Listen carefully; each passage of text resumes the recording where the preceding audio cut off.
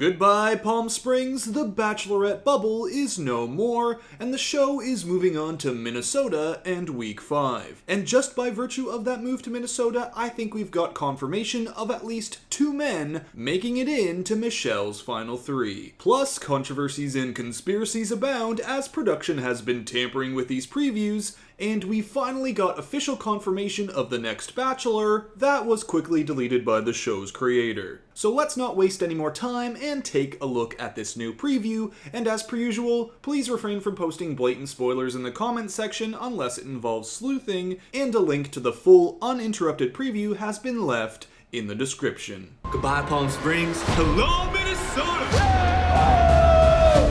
It feels so good to be back home. We're halfway through the journey. I'm ready to battle it out for Michelle's heart.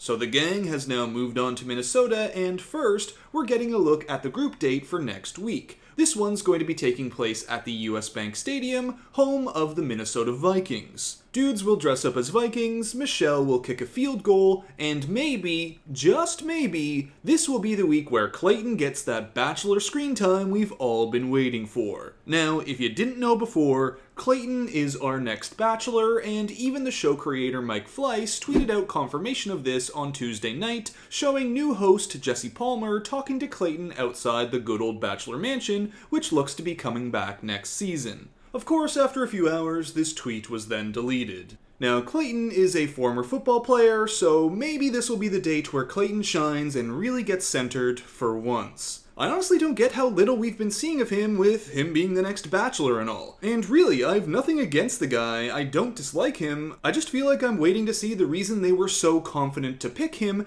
especially when we have no reason to believe that he makes it past the top 6 of this season. Maybe we'll see some of it next week, so let's continue on with the preview. I'm looking for a guy who's not scared to dive in. Every moment counts with Michelle. You have to make a wish. What if it already came true?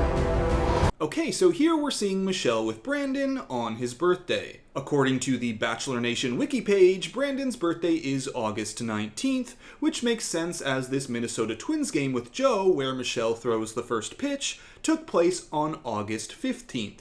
Thanks for the heads up to the user who tipped me off to the fact that the Twins play the Rays in this game, and the Twins only played the Rays at home once all season on the 15th of August. So as we can see, Joe will be getting one of the 2 one-on-ones next episode, Nate will be getting the second, with Joe's being at that Twins game and then visiting Michelle's old high school, and Nate having his date on this lake. But it's this date with Nate that's going to be really interesting, as back in the season preview breakdown, we noted that there were 2 shots of Nate in these orange swim trunks, but Michelle here is in different swimsuits in each shot. So if we don't see some sort of mid-date swimsuit change from Michelle, this will confirm that Nate has another one-on-one past next episode. And there are a number of connections that we can make like this, as the season is set to stay in Minnesota, at least for the next few episodes up to hometowns, and we have one-on-one date footage that is definitely not in Minnesota. But we'll get into that near the end of the video. For now, let's keep this preview going. When I'm with him,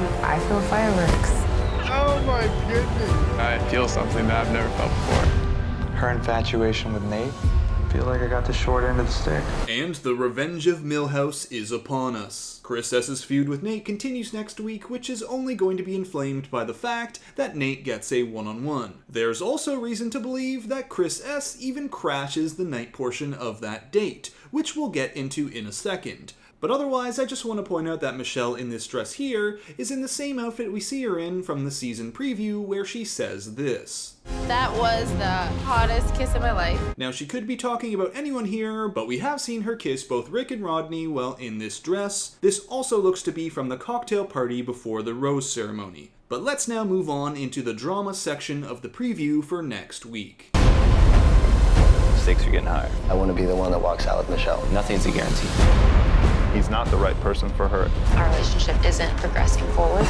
Okay, pause. This is a major fake-out, with the audio of Michelle saying our relationship isn't progressing, and then it cuts to Brandon upset on these stairs. Now, first and foremost, we know that nothing goes wrong with Brandon, as there are 2 one-on-ones left to come with him, like here in the skate park date that we sleuthed out is in Minnesota, and then this beach date that's definitely not. But it's also safe to speculate that this happens on the upcoming group date, and Brandon's birthday cake business happens at the rose ceremony. So whatever goes on here is not something that will turn Michelle away from him. We'll see Michelle later on in this green dress on these same stairs, and then with a couple of guys in casual group date wear. But here with Rick and then with Rodney, she's in that birthday cake outfit, and Rodney and Rick are both in more formal rose ceremony outfits. So whoever Michelle is talking to when she says our relationship isn't progressing, if that is indeed something she says next episode, it isn't going to be Brandon. More likely, it's Chris, or one of the guys I'm going to speculate will be eliminated next week. Take note of what Chris is wearing here. I've got a narrative forming for how his demise will play out,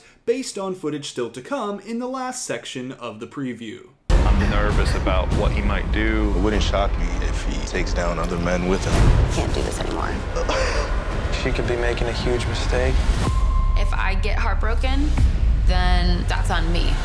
And the preview ends on an ominous note, as something seems to have interrupted Nate and Michelle's dinner date. Now, the preview is trying to imply that it's Brandon, but that's not going to happen. Apart from the background with Brandon and the background here on the one-on-one looking to be in different locations, we know that Brandon is on a group date while wearing this outfit. We can spot him right here in the same shirt with Rick and Rodney. So whatever shot this is from a group date and not that one-on-one. I'd say the most likely scenario is the simplest one, that it's actually Chris S. who's coming to interrupt Michelle and Nate's date. Now, ultimately, this is speculation, but here's why I'm thinking this. First of all, we know that Chris S. is gunning for Nate, and there's a feud already in place there from last episode. Then we see Chris S. in this outfit that we noted down before, where he's pulling his best Lex Luthor look out the window and talking about Michelle's infatuation with Nate. Note that it's nighttime here as well. We then get a shot of Chris S. in this same outfit leaving his hotel room. Perhaps he's headed towards the night portion of Nate and Michelle's date. This is accompanied by Casey saying I'm nervous about what he might do, and also someone else saying it wouldn't shock me if he takes down other men with him. Maybe they're talking about Chris S. We then finish off with Nate and Michelle turning their heads as something seemingly interrupts their date. Then Nate is seen waiting around, maybe as someone has just pulled aside Michelle to talk. Now, if Chris S. has indeed interrupted this date,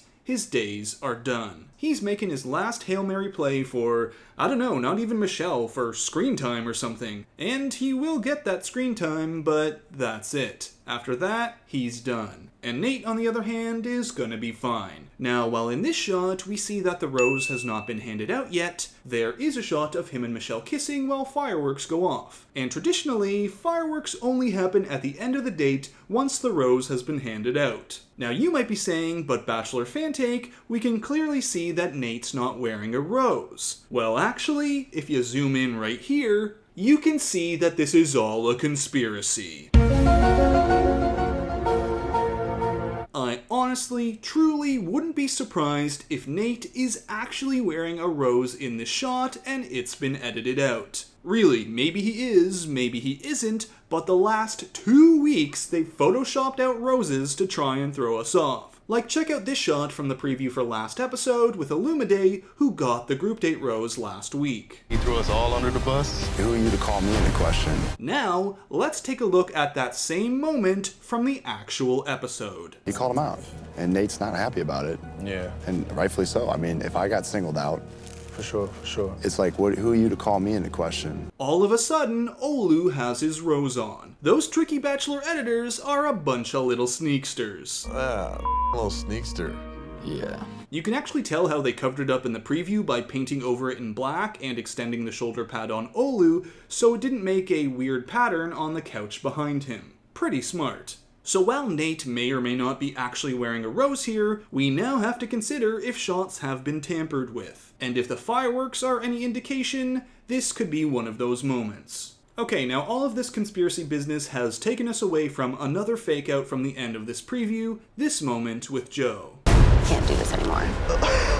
She could be making a huge mistake. But with Joe, we know he gets a rose at the end of the night. Apart from this being some choppy editing to make things look worse than it actually is, we can see Joe in the same outfit from this date here on a Ferris wheel with Michelle in the season preview. And this time, there's a rose that wasn't edited out. Or maybe they're editing on roses. Oh my god. No. Don't give them ideas, Fantake. Now, with this Ferris wheel date next week, and there really only being so many opportunities for dates with hometowns approaching, we can 100% confirm Joe as someone in the top 3. We can see him in this prom date, likely his hometown date where he'll invite Michelle to the prom that she talked about in her poem a couple episodes ago, and then there's this shot also from the previews. And with this palm tree in view, this is not going to be in Minnesota, meaning we'll have moved past the upcoming dates in Minneapolis and past his hometown to a final 3 location. Same goes for Brandon, as we can now confirm that this date from the previews is not going to be from their time in Palm Springs, meaning he too makes it past hometowns. Now, to finish off this video, let's talk about who's looking to be eliminated next week. Well, at this point, we're now down to 11 men, and we know that Nate, Joe, Brandon, Clayton, and Rodney are all safe,